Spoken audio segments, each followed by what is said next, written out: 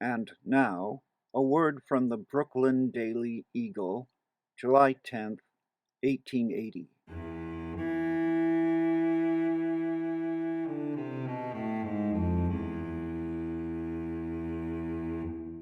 The long list of unavenged murders in Suffolk County, Long Island, has made that part of the state notorious for the ignorance and inefficiency of the local authorities, who are now pondering the mysterious murder at Amityville of a quiet, inoffensive German whose house was burned over his head and whose body, bearing the marks of a savage assault, was thrown into a well.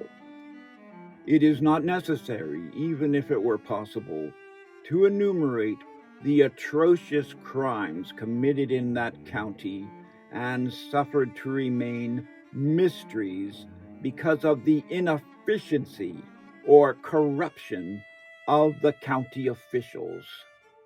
From the blood of Kelsey mutilated and murdered by a mob to please a woman, to that of Louis Schmidt, sacrificed to the rapacity of Suffolk County thieves and cutthroats, a score of horrible deaths cry out for justice.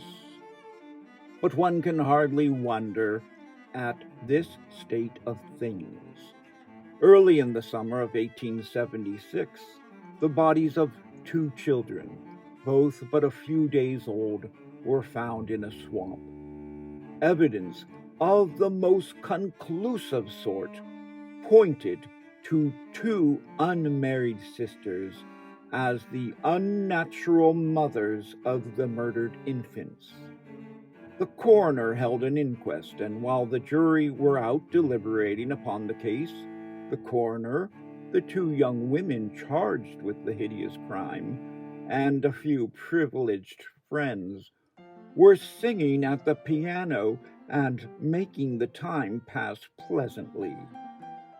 The verdict of the jury declared the two women guilty and ordered that they be held for trial on the charge of murder. That ended the prosecution.